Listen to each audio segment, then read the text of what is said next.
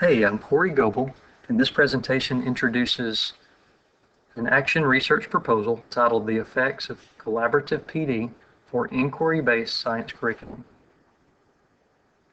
In 2015, the state of Alabama passed their revised course of study standards in science.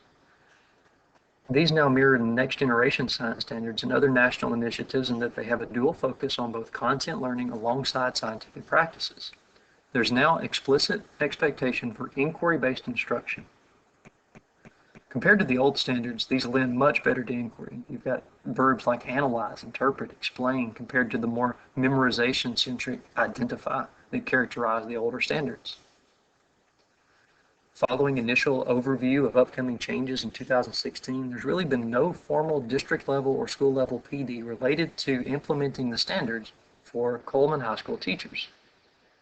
So in our context, we now choose regional PD options that may be sometimes disconnected from the CHS context, even though they are quality, like Science in Motion, for example, and A+ College Rating.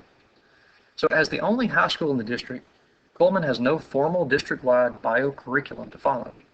Teachers have broad autonomy to design curriculum within the scope of the Alabama course of study. The most influential curricular resources currently include Science in Motion protocols, A+ College Rating online materials, and the textbook for our course, including its online resources like the teacher educative materials that indicate things like troubleshooting for student misconceptions and ways to address diverse learners. Right now, teachers are observed at Coleman with the ATOT tool provided by the state. There's a lot of overlap between the indicators on the ATOT tool and inquiry-based instructional lessons, but there's really no accountability measures for ensuring that reform-based science instruction, that is, inquiry instruction, characterizes science teacher practice. My colleagues generally support inquiry, at least from a theoretical standpoint, but they often believe it's inappropriate for their particular student contexts. Unfortunately, didactic instruction then tends to dominate content introduction, followed by verification-style lab activities rather than true inquiry versions. So this ambiguity of what is expected in curriculum, combined with a lack of authentic and context-specific PD, has implications for student acquisition of science practices. Unfortunately, these are the same practices that are assessed on later assessments like ACT and AP exams. So that leads us to my guiding action research question. How can the implementation of PD focusing on context-specific curricular enactment affect the likelihood that bio lessons at CHS will align with state expectations? This is supported by a wealth of literature and science education research. Hudner and Markman in 2017 identified that regardless of teacher beliefs, changes in action in the classroom only occur when there's an activation of cognitive goals. Presently, there's no true accountability for inquiry-based instruction at Coleman. So therefore, there is limited motivation to align instruction with AL course of study expectations beyond intrinsic motivation on the part of the teacher. So also, while context can work against reform, it can also be a powerful leverage, identified by Allen and Heredia 2021. Action research represents the perfect approach for bridging the gap between best practices from a theoretical standpoint and authentic experience for our context. So PD doesn't just help usher in change, it's an essential mechanism by which change occurs. Curriculum-focused PD is associated with increasing the frequency and nature of inquiry instruction in enacted curriculum. Taylor et al. Both quality curricular materials and PD are essential components of reform, but they must be associated with a supportive and sustainable context. So my concern is about teacher autonomy and others as well. So currently we can design our own lessons, but how will a formal adoption of curriculum potentially impact that?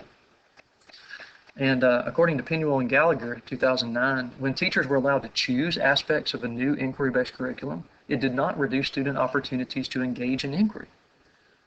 This supports our course readings this year, Ball and Co. in 1996, in that teachers should have a more active and deliberate role in curricular design.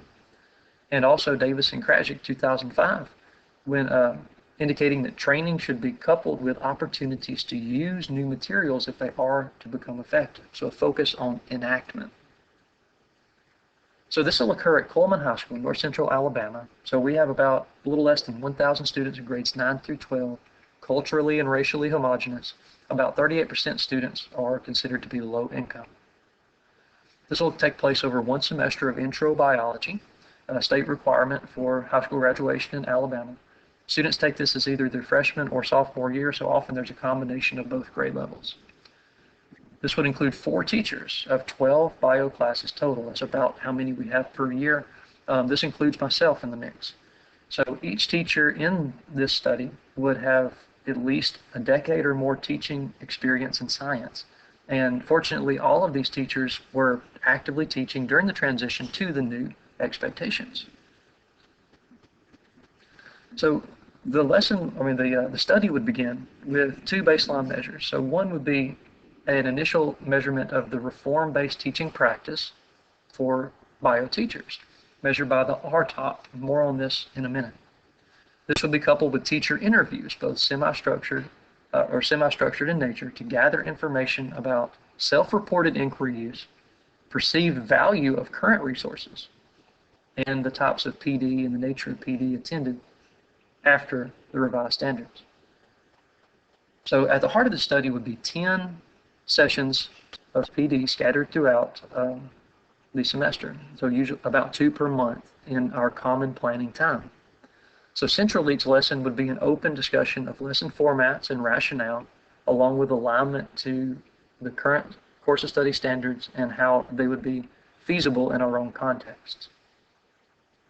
So meetings 1 through 3 would focus on textbook resources, 4 through 6 on science in motion, 7 through 9 on A+ college ready materials, and finally a final meeting to provide an overview of the resources available, discussion of their relative strengths and weaknesses, as well as their alignment with or appropriateness for CHS students and our own schedule dynamics.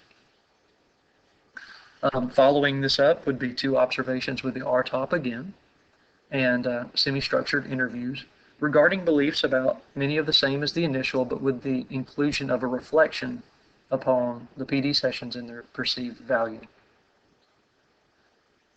So the main instrument used would be the RTOP.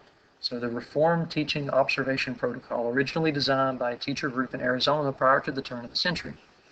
So the RTOP is aligned with seminal works in science education reform, like the NSES from 1996, as well as Project 2061 in 1989. So these were forerunners to the NGSS, and their higher reform-based practices would result in higher scores on the RTOP. It's perhaps the most widely used tool in the modern era of science education reform. It boasts an impressive history with high inter-rater reliability and predictive validity. So that's Peburn and Sawada, who are also part of the team that created the instrument in the beginning. It's often used in post-NGSS era too, so it's still used today in many science studies. Analysis of this would include initial, holistic, and section-specific scores per teacher and collectively among all teachers. And this will be followed up with final scores. So I've got a couple of screenshots of the RTOP right here for reference.